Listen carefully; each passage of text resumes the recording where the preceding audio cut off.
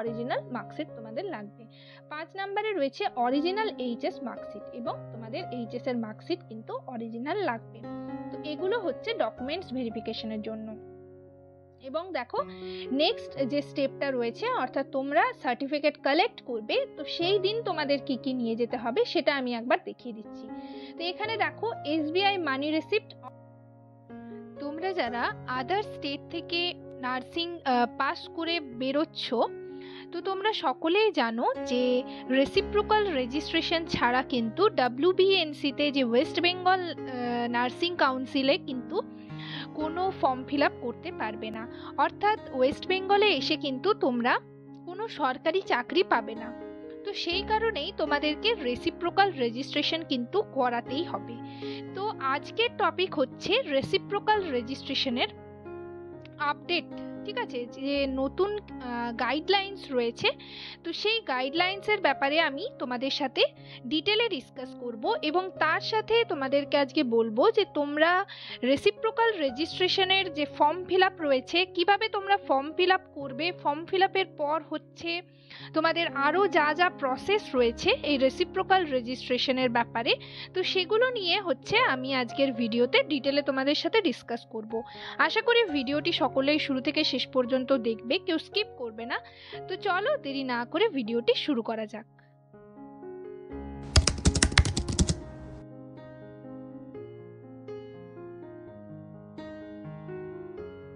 Hello friends, welcome back to my channel journey of an arts. তো বন্ধুরা, তোমরা সবাই কেমন আছো? আশা করি সবাই খুব ভালো আছো আর আমিও ভালো আছি। তো আজকে আমি একটা নতুন টপিক নিয়ে তোমাদের সাথে ডিসকাস করব। তার আগে তোমাদেরকে বলবো যে যারা আমার চ্যানেলে নতুন এসছো, প্রথমবার আমার ভিডিও দেখছো, তাদেরকে অবশ্যই বলবো চ্যানেলটিকে সাবস্ক্রাইব করে রাখবে এবং যদি ভিডিও ভালো লেগে থাকে অবশ্যই লাইক এবং শেয়ার করে দেবে। আর যারা হচ্ছে এখনো পর্যন্ত চ্যানেলটিকে সাবস্ক্রাইব করনি তারা অবশ্যই চ্যানেলটিকে সাবস্ক্রাইব করে রাখবে নতুন নতুন নার্সিং রিলেটেড সব অথেন্টিক ইনফরমেশন পাওয়ার জন্য এবং সবার আগে সঠিক ইনফরমেশন পাওয়ার জন্য চ্যানেলটিকে সকলেই সাবস্ক্রাইব করে রাখবে। তো চলো দেরি না করে ভিডিওটি শুরু করা যাক।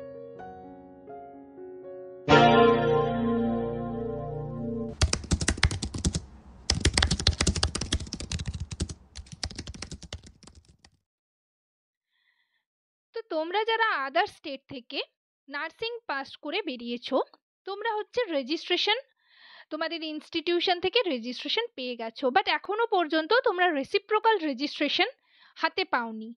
যেহেতু তোমরা রেসিপ্রোকাল রেজিস্ট্রেশন হাতে পাওনি সেহেতু কিন্তু তোমরা WBNC-র আন্ডারে যে ফর্মগুলো বেরোচ্ছে সেগুলো তোমরা ফিল আপ করতে পারবে না, সেটা কন্ট্রাকচুয়ালি হোক বা পার্মানেন্ট হোক। এবং তোমরা হচ্ছে অর্থাৎ মেইন কথাই বলা চলে তোমরা সরকারি চাকরি পাবে না এই রেসিপ্রোকাল রেজিস্ট্রেশন হাতে না থাকলে। তো আজকে আমি রেসিপ্রোকাল রেজিস্ট্রেশনের কিছু আপডেট তোমাদের সাথে ডিসকাস করব। আশা করি ভিডিওটি সকলেই শুরু থেকে শেষ পর্যন্ত দেখবে, কেউ স্কিপ করবে না। তো তোমাদের এই রেসিপ্রোকাল রেজিস্ট্রেশন কি সেটা আগে তোমাদেরকে বলে রাখি। তো রেসিপ্রোকাল রেজিস্ট্রেশন হচ্ছে তোমরা যারা জিএনএম বলো বা বিএসসি বলো আদার স্টেট থেকে পাস করে বেরোচ্ছ, সেক্ষেত্রে তোমাদের রেজিস্ট্রেশন কিন্তু WBNC-র আন্ডারে হচ্ছে না।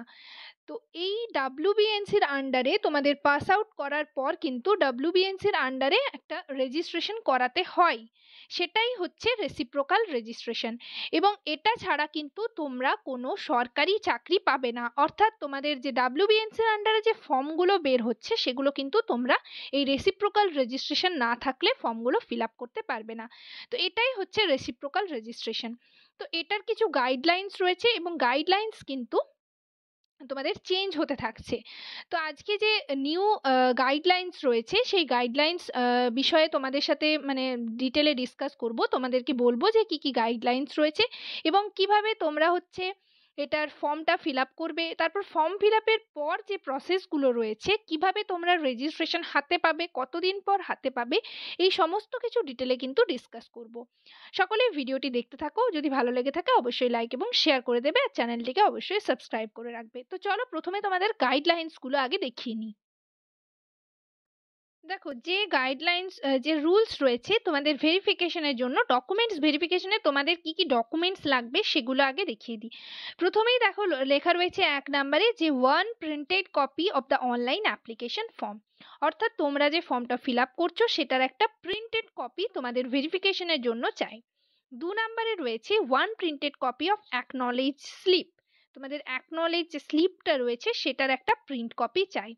3 নম্বরে রয়েছে 2 copies of registration certificate issued by the parent council with their renewal up to date। ঠিক আছে, তোমাদের 2 কপি যে রেজিস্ট্রেশন সার্টিফিকেটটা তোমরা পেয়েছো সেটা 2 কপি জেরক্স হচ্ছে রেজিস্ট্রেশন সার্টিফিকেটটা চাই। 4 নম্বরে দেখো কি লেখা রয়েছে, for GNM candidates 1 copy of the diploma certificate issued by the parent council, and for BSc nursing candidates 1 copy of the degree certificate issued by the concerned university. No provisional or diploma or degree provisional diploma or degree certificate will be allowed। ঠিক আছে, এখানে তোমরা যে GNM যে সমস্ত candidate রয়েছে তাদের diploma certificate এবং বিএসসি যে সমস্ত ক্যান্ডিডেট রয়েছে তাদের হচ্ছে ডিগ্রি সার্টিফিকেট একটা করে চাই। 5 নম্বরে দেখো কি রয়েছে, course completion certificate issued by the concern state council nursing council or university, তোমাদের যে কোর্সটা কমপ্লিট হয়েছে সেটার একটা সার্টিফিকেট সেটা কিন্তু চাই। 6 নম্বরে দেখো কি রয়েছে, 1 copy of the admit card of secondary examination or birth certificate.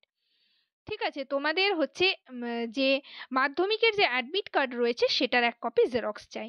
7 নম্বরে দেখো কি রয়েছে, still working certificate in original with 6 month experience issued in a current date within 1 month from the date of its issuance।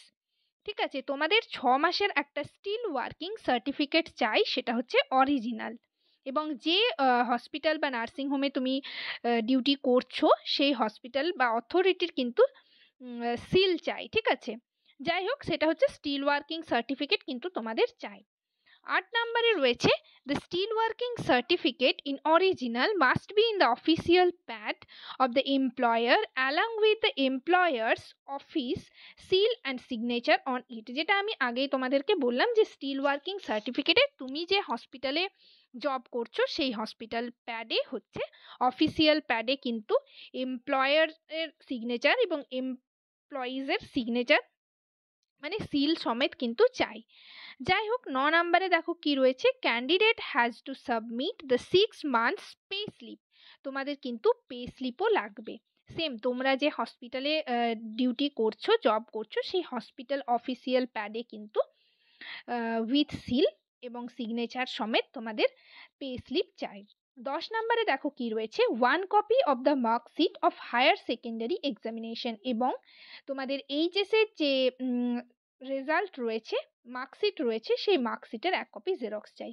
এবং দেখো কি রয়েছে, SNRC affiliation list of admission academic year where the institution name is mention. SNRC affiliation list চাই, যেটা অ্যাডমিশনের যে সার্টিফিকেটটা রয়েছে ঠিক আছে সেটা তোমাদের ইনস্টিটিউশনের নেম সমেত সেটা কিন্তু চাই। এবং 12 নম্বরে দেখো রয়েছে, Indian nursing council withdrawal list where the institution name is not mention, যদি আইএনসি না হয়ে থাকে তাহলে সেই লিস্টটাও কিন্তু চাই। তো এটা হচ্ছে তোমাদের মানে ভেরিফিকেশনের জন্য যে তোমাদের গাইডলাইন সেটা বললাম। এরপর দেখো এলিজিবিলিটি ক্রাইটেরিয়া রয়েছে, যেখানে কিন্তু তোমাদের 40% মার্কস চাই জিএনএম কোর্সে, এবং যারা বিএসসি করছো বিএসসি কোর্সে কিন্তু 45 মার্কস চাই। ঠিক আছে, in a combination of English, physics, chemistry and biology. 2 নম্বরে দেখো কি রয়েছে, it is to be noted that every candidate both BSc and GNM and general or reserved category apart from the stated criteria must ensure pass marks in English individual as per the norm of INC। এবং হচ্ছে GNM বলো বা BSc candidate বলো, English মানে English subject যেটা রয়েছে সেটাতে কিন্তু ইন্ডিভিজুয়ালি পাস মার্কস চাই। যেটা আগে কিন্তু ইংলিশে 40 মার্কস চাওয়া হতো, সেটা কিন্তু এখন শুধুমাত্র ইংলিশে পাস মার্কস থাকলেই তোমরা অ্যাপ্লাই করতে পারবে। তারপর হচ্ছে দেখো 3 নম্বরে রয়েছে however a relaxation of 5% marks only may be allowed to the SC, ST, OBC or PWD candidates of the BSc course on submission of caste certificate. No relaxation of marks will be entertained for the candidates of GNM course and no relaxation of marks in English subject will be entertained. ঠিক আছে, এরপর তোমাদের হচ্ছে 3 ইয়ার্সের যে 3.5 ইয়ার্সের যে তোমাদের experience মানে এক্সামিনেশনের marksheet যেগুলো রয়েছে জিএনএম ক্যান্ডিডেট এবং বিএসসি ক্যান্ডিডেটদের হচ্ছে 4 ইয়ারের মার্কশিট সেগুলো কিন্তু সমস্ত চাই, এবং সেখানে কিন্তু বিএসসি যে সমস্ত ক্যান্ডিডেট রয়েছে তাদের কিন্তু 50% মার্কস অবশ্যই লাগবে। ঠিক আছে, তো এই রেজাল্টগুলো কিন্তু তোমাদের চাই। তো এটা হচ্ছে গাইডলাইন্স। এরপর হচ্ছে তোমাদের কিন্তু রিভাইজড একটা গাইডলাইন্স বেরিয়েছে নোটিশ, সেটা আমি তোমাদেরকে দেখিয়ে দিচ্ছি, এবং তোমরা একের পর এক মানে প্রথমে তোমাদের অ্যাপ্লিকেশন মানে অ্যাপ্লাই করতে হবে, তারপর ভেরিফিকেশনের ডেট একটা তোমাদের সিলেক্ট করতে হবে। ঠিক আছে, এবং তারপর কি কি প্রসেস রয়েছে সেগুলো আমি তোমাদের সাথে ডিসকাস করব। তো এখানে আমি তোমাদের দেখাচ্ছি, দেখো যে রেসিপ্রোকাল রেজিস্ট্রেশনের জন্য কি কি প্রসেস রয়েছে, কিভাবে তোমরা কি করবে। যারা জানো না তাদের জন্য কিন্তু এটা খুবই হেল্পফুল হবে। যাই হোক, তোমরা যারা আদার স্টেট থেকে নার্সিং পাস করে বেরিয়েছো, তোমাদের এখনো পর্যন্ত রেসিপ্রোকাল রেজিস্ট্রেশন হয়নি, তো তার জন্য দেখো তোমাদেরকে কি করতে হবে। প্রথমে হচ্ছে online form fill up for reciprocal registration. তোমাদের কিন্তু রেসিপ্রোকাল রেজিস্ট্রেশনের জন্য অনলাইনে ফর্ম ফিল আপ করতে হবে। সেটা তোমরা বাইরের যে ক্যাফে রয়েছে সাইবার ক্যাফেতে গিয়ে কিন্তু তোমরা অনলাইনে ফর্মটা ফিল আপ করবে, এবং তারপর তোমাদের কিন্তু ভেরিফিকেশনের একটা ডেট বুক করতে হবে। ঠিক আছে, ভেরিফিকেশন ডেট বুক করবে, তারপর ভেরিফিকেশনের দিন যেদিন তোমার ডেট থাকবে সেদিন তোমাদের ভেরিফিকেশন হবে, এবং ভেরিফিকেশনের জন্য কিন্তু তোমাদের কি কি ডকুমেন্টস লাগবে সেগুলো আমি তোমাদের বলে দিয়েছি এবং আবারও বলে দেবো। তো যাই হোক, ডকুমেন্টস ভেরিফিকেশনের দিন কিন্তু তোমরা পেমেন্টটা করে দেবে। ঠিক আছে, একটা অ্যামাউন্ট লাগে, তো সেটা তোমাদের পেমেন্টটা করতে হবে, এবং তারপর কিন্তু তোমাদের ইনস্টিটিউশন থেকে এনওসি লাগে। ঠিক আছে, সেটা মোটামুটি 3 মাসের মধ্যে মানে যখন থেকে তোমাদের ভেরিফিকেশন হবে তারপর 3 মাস তখন কিন্তু টাইম লাগে, এবং তারপর যখনই তোমাদের মানে রিসিভ হয়ে যায় এনওসি, তোমরা যে ইনস্টিটিউশন থেকে পাস আউট হয়েছো সেখান থেকে যখন এনওসি পাওয়া যায় তারপর কিন্তু 3 মাস টাইম লাগে তোমাদের রেজিস্ট্রেশন পেতে। তারপর কি হয় যে registration certificate generation against the NOC, এটা টাইম লাগে কিন্তু 10 থেকে 15 দিন, এবং তারপর হচ্ছে তোমাদের তার 10 দিন পর কিন্তু তোমরা রেজিস্ট্রেশন সার্টিফিকেট পেয়ে যাবে। Collection of registration certificate after 10 days from the date issuance of certificate on any Monday or Wednesday between, দেখো টাইম দেওয়া রয়েছে 10 AM to 12 PM except government holiday ছাড়া তোমরা কিন্তু মানডে এবং ওয়েডনেসডে বিটুইন 10টা থেকে 12টা PM পর্যন্ত তোমরা কিন্তু কালেক্ট করতে পারবে রেসিপ্রোকাল রেজিস্ট্রেশন। তো এরপর দেখো যে রিভাইজড গাইডলাইন্স তোমাদের বেরিয়েছে নোটিশে, সেটা আমি তোমাদের দেখিয়ে দিই। এটা কিন্তু রিভাইজড করে তোমাদের বের করা হয়েছে। তো সেটা দেখো তোমাদের কি বলা রয়েছে যে registration form submission on verification date. এখানে তোমাদের আগে আমি বললাম, তো যাই হোক এখানে দেখো কি লেখা রয়েছে। 1 নম্বরে রয়েছে অ্যাপ্লিকেশন ফর্ম, অর্থাৎ তোমরা যে ফর্মটা ফিল আপ করেছো সেটার অ্যাপ্লিকেশন ফর্মের প্রিন্ট আউট তোমরা বের করে রাখবে, সেটা লাগবে। 2 নম্বরে রয়েছে অ্যাকনলেজমেন্ট স্লিপ, সেটা লাগবে।